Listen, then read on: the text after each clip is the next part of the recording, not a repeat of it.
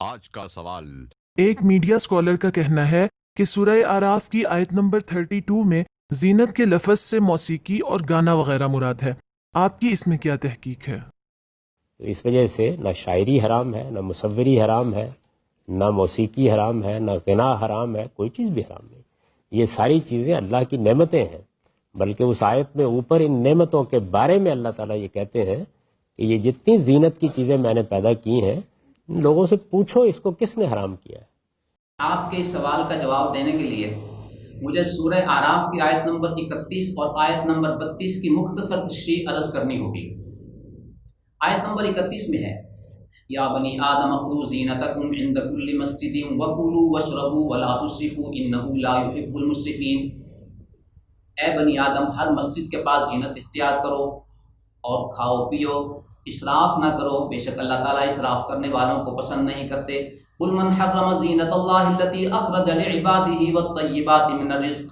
आप फरमा दीजिए, किसने हराम करार दिया है उस जीनत की उन चीज़ों को जो अल्लाह ताला ने अपने बंदों के लिए निकाली हैं और पाकीज़ा रिज़्क़ की चीज़ें। कुल हिया लिल्लज़ीना आमनू फिल हयातिद दुनिया खालिसतन यौमल क़ियामा। आप फरमा दीजिए कि ये चीज़ें नेक लोगों के लिए, ईमान वालों के लिए पैदा की गई हैं और क़यामत के दिन सिर्फ मोमिनीन के लिए ख़ास होंगी। कज़ालिका नुसर्रिफुल आयाति लिक़ौमिन यअलमून। इस तरह हम फेर फेर के आयात को बयान करते हैं इल्म वाली कौम के लिए। इन दोनों आयतों का पस मंज़र ये है कि हुज़ूर सल्लल्लाहु अलैहि वसल्लम की बिअसत से क़बल अरब के कुछ कबाइल तवाफ़ के लिए आते तो बग़ैर लिबास के तवाफ़ करते। उनका लॉजिक ये था कि इस लिबास में हमने गुनाह किए हैं, अब इन्हीं कपड़ों के साथ हम तवाफ़ करेंगे तो हम गुनाहों से पाक कैसे होंगे। दूसरा लॉजिक ये था कि जिस तरह हम गुनाहों से पाक होना चाहते हैं, इसी तरह हम चाहते हैं कि कपड़ों से भी कुछ देर के लिए पाक हो जाएं, खाली हो जाएं। बेआईनी इसी तरह खाने पीने की चीज़ों में वो बहुत एहतियात करते और बाज़ चीज़ों से परहेज़ करते कि हमें जफाकशी इख्तियार करनी है ताकि अल्लाह का कुर्ब हासिल कर सकें और गुनाहों से पाक हो जाएं। उनके मर्द दिन को तवाफ़ करते बग़ैर लिबास के और उनकी ख़वातीन रात को बग़ैर लिबास के तवाफ़ करती। ये सूरत हाल अरब कबाइल में इतनी आम हो गई कि हुज़ूर सल्लल्लाहु अलैहि वसल्लम की बिअसत के बाद जब मुसलमानों ने लिबास के साथ अपने तवाफ़ का सिलसिला जारी रखा तो उन्होंने इन पर एतराज़ करना शुरू कर दिया कि देखो ये कितने बेअदब हैं और कितने बेज़ौक़ हैं कि इनको गुनाह माफ़ कराने का कोई फिक्र ही नहीं है और ये उन्हीं कपड़ों के साथ तवाफ़ करने में लग जाते हैं जो इन्होंने आम हालात में पहने होते हैं। जब मुसलमानों पर भी ये एतराज़ शुरू हुआ तो उन्होंने हुज़ूर सल्लल्लाहु अलैहि वसल्लम की खिदमत आलिया में ये सूरत हाल अर्ज़ की, या रसूलुल्लाह सल्लल्लाहु अलैहि वसल्लम, हम पे इस तरह की बातें हो रही हैं। उस पर ये आयतें नाज़िल हुई कि तवाफ़ की हालत में और हर मस्जिद के पास तुम्हें अपने लिबास को पहन के रखना है।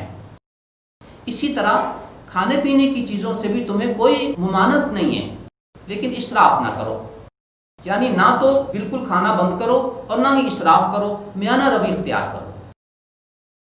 आयत नंबर 32 में पूछा गया कि ये जो तुम लिबास को अपने लिए मना करार देते हो, किसने मना किया है? अल्लाह ने तो कोई मना नहीं किया। अल्लाह ने तो ये चीज़ें अपने बंदों के लिए पैदा की हैं। और इसी तरह खाने पीने की चीज़ों से अल्लाह ताला ने तो तुम्हें मना नहीं किया। ये पाकीज़ा चीज़ें किसने तुम्हारे ऊपर हराम की हैं और किसने तुम्हें मना किया है?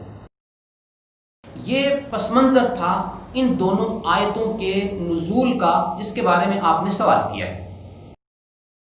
अब यहाँ हमारे पास स्कॉलर्स ने ये नुक्ता निकाला कि सूरह आराफ की आयत नंबर 32 में जीनत से मुराद मौसीकी है, शायरी है, मुसव्वरी है, अदब है, ये सारी चीज़ें इससे मुराद हैं। इस पर कुछ तबसरा करने से पहले मुनासिब महसूस होता है कि मैं 1400 साला मुफस्सिरीन का जो तबसरा है ان دو آیتوں کے بارے میں وہ آپ کی خدمت میں پیش کر دوں۔ حضرت عبداللہ بن عباس رضی اللہ تعالی عنہما اس آیت کی تفسیر میں ارشاد فرماتے ہیں کہ یہاں زینت سے مراد لباس ہے، اس لیے کہ جب انہوں نے لباس چھوڑ دیا اللہ تعالیٰ نے لباس پہن کر طواف کرنے کا حکم ارشاد فرمایا۔ یہی تفسیر منقول ہے حضرت مجاہد سے، حضرت عطا سے، حضرت ابراہیم نخعی سے، حضرت سعید بن جبیر سے، حضرت قتادہ سے، حضرت سدی سے، حضرت ضحاک سے۔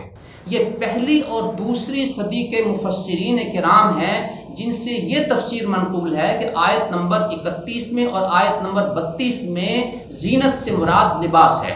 تیسری صدی میں فرا نے معانی القرآن میں، ابن قتیبہ نے غریب القرآن میں، اور چوتھی صدی میں امام طبری نے جامع البیان میں یہی لکھا ہے کہ ان دونوں آیتوں میں زینت سے مراد لباس ہے۔ امام طبری نے تو عجیب بات لکھی ہے، رزق کے بارے میں تو مختلف آراء ہیں اہل تفسیر کی، لیکن بعد اجماعہم علی ما قلنا کہ زینت کے بارے میں جو موقف ہم نے اختیار کیا ہے کہ اس سے مراد لباس ہے، اس پر تو سب کا اجماع ہو چکا ہے۔ تو گویا یہاں دونوں آیتوں میں زینت سے مراد لباس ہے، امام طبری کے بقول اس پر اجماع ہو چکا ہے۔ اسی چوتھی صدی میں امام ابن ابی حاتم نے تفسیر ابن ابی حاتم نے یہی بات ذکر کی ہے۔ پانچویں صدی میں امام ثعلبی نے الکشف والبیان میں، اور امام سمعانی نے تفسیر القرآن میں، اور امام بغوی نے معالم التنزیل میں، یہ چھٹی صدی کی بات ہے۔ امام زمخشری نے تفسیر کشاف میں یہی بات نقل کی ہے، آیت نمبر 31 اور 32 میں زینت سے مراد لباس ہے۔ ساتویں صدی میں امام قرطبی نے الجامع الاحکام القرآن میں، امام بیضاوی نے انوار التنزیل میں، آٹھویں صدی میں امام نصفی نے مدارک التنزیل میں، امام ابن کثیر نے تفسیر القرآن العظیم میں، نویں صدی میں امام نیساپوری نے غرائب القرآن میں، 10ویں صدی میں امام سیوطی نے در منصور میں، 12ویں صدی میں اسماعیل حقی نے روح البیان میں، اور 13ویں صدی میں امام آلوسی نے روح المعانی میں، 14ویں صدی میں امام مراغی نے تفسیر مراغی میں، اور 15ویں صدی میں شیخ ابو بکر الجزائری نے اپنی تفسیر ایسر التفاسیر میں یہی قول نقل کیا ہے کہ آیت نمبر 31 اور 32 میں زینت سے مراد لباس ہے۔ یوں 15ویں صدی تک کے مفسرین اس بات پر متفق ہیں کہ آیت نمبر 31 اور 32 میں زینت سے مراد لباس ہے، جو طواف کے وقت بھی اور ہر مسجد میں آنے کے وقت اور آتے ہوئے ہر حال میں پہنی ہوئی حالت میں آنے کا حکم ہے، اور اس میں کوئی لاجک اس طرح کا نہیں ہے کہ اگر توبہ کرنی ہے، طواف کرنا ہے تو ان کپڑوں سے پاک ہونا پڑے گا جن میں تم نے گناہ کیے ہیں۔ یہاں پر جو بعض اسکالرز نے یہ نقطہ نکالا کہ سورہ اعراف کی آیت نمبر 32 میں زینت سے مراد موسیقی ہے، زینت سے مراد شاعری ہے، مصوری ہے، تو ان سے بڑے ادب کے ساتھ سوال ہم کرتے ہیں۔ نمبر 1، آپ نے سورہ اعراف کی آیت نمبر 33 انما حرم ربی الفواحش کی تشریح کرتے ہوئے موسیقی کو حلال قرار دینے کے لیے اتنے جذباتی کیفیت اختیار کر لی کہ آیت نمبر 32 میں زینت سے مراد موسیقی، مصوری، شاعری، ان ساری چیزوں کو مراد دے دیا اور یہ مومنین کے لیے پیدا کی ہیں۔ بڑا واضح سا سوال ہے کہ اگر زینت سے مراد یہ موسیقی، مصوری، شاعری ہے تو اس سے پہلے آیت نمبر 31 میں یا بنی آدم خذوا زینتکم عند کل مسجد میں جس زینت کو اختیار کرنے کا حکم ہے، تو کیا یہاں پہ مساجد میں آتے ہوئے موسیقی، مصوری اور شاعری کرتے ہوئے آنا ہوگا؟ میں بڑے ادب کے ساتھ یہاں پر یہ بات عرض کروں گا کہ ہمارے یہ دوست جب گفتگو کرتے ہیں تو ایک بڑا بھاری بھرکم سا خوبصورت سا لفظ استعمال کرتے ہیں۔ میں قرآن کریم کے مطالعے کے بعد اس نتیجے پر پہنچا ہوں، میرا قرآنی مطالعہ یہ کہتا ہے، عجیب مطالعہ ہے کہ پورے قرآن کریم کے مطالعے کے دعوے کیے جاتے ہیں اور آیت نمبر 32 میں زینت سے مراد موسیقی لیتے ہوئے یہ نہیں پتا کہ آیت نمبر 31 میں مساجد کی طرف آتے ہوئے بھی اسی زینت کو اختیار کرنے کا حکم ہے، تو یہ موسیقی والا معنی وہاں پہ کیسے منطبق ہوگا؟ یہ ہے قرآنی مطالعہ، یہ ہے قرآنی ریسرچ، یہ ہے قرآنی تحقیق۔ تو آیت نمبر 32 میں اگر زینت سے مراد موسیقی لینی ہے تو آیت نمبر 31 میں آپ اپنے اس مفہوم کو ذرا واضح کر کے منطبق کر کے بتا دیجئے۔ سوال نمبر 2، میں نے 1400 سال کے مفسرین کے حوالہ جات اور ان کی تفاسیر کے حوالے سے آپ کے سامنے یہ بات پیش کر دی ہے کہ آیت نمبر 31 اور 32 میں زینت سے مراد لباس ہے۔ اگر اس اسکالر نے آیت نمبر 32 میں زینت سے مراد موسیقی، شاعری، مصوری کو مراد لیا ہے تو بڑے ادب کے ساتھ ہمارا مطالبہ ہے کہ آپ 1400 سالہ مفسرین کی آراء اور ان کے حوالہ جات سے ثابت کر دیں۔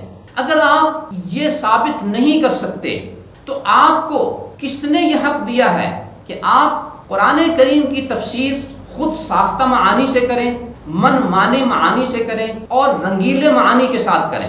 یہ صورتحال اس بات کی واضح طور پر خبر دیتی ہے کہ اتنے بھاری بھرکم دعوے، قرآنی مطالعہ، قرآنی تحقیق، قرآن یہ کہتا ہے، اس کے پیچھے کتنا مطالعہ ہوتا ہے، کتنی ریسرچ ہوتی ہے، ان دو سوالوں کی روشنی میں اور میری ان گزارشات کی روشنی میں آپ کے سامنے واضح ہو گئی۔ یہاں پر بڑے ادب کے ساتھ تیسری بات یہ عرض کروں گا کہ خود امین احسن اصلاحی رحمۃ اللہ علیہ نے تدبر قرآن میں سورہ اعراف کی آیت نمبر 31 اور 32 میں زینت سے مراد لباس ہی لیا ہے۔ یہ امین احسن اصلاحی رحمۃ اللہ علیہ وہ شخصیت ہیں جن کے بارے میں اس اسکالر کا دعویٰ ہے کہ یہ میرے استاد ہیں، تو ان کے استاد بھی یہی تشریح اور تفسیر کر رہے ہیں کہ سورہ اعراف کی آیت نمبر 31-32 میں زینت سے مراد لباس ہے، تو انہوں نے موسیقی کا معنی کہاں سے لے لیا؟ یوں 20 تفاسیر کا حوالہ آپ کے سامنے پیش ہوا کہ 31 اور 32 آیت میں زینت سے مراد لباس ہے، تو یہ خود ساختہ، رنگیلا اور من مانا مانا انہوں نے کہاں سے نکال لیا؟ اس کا حوالہ ان کے ذمے قرض ہے۔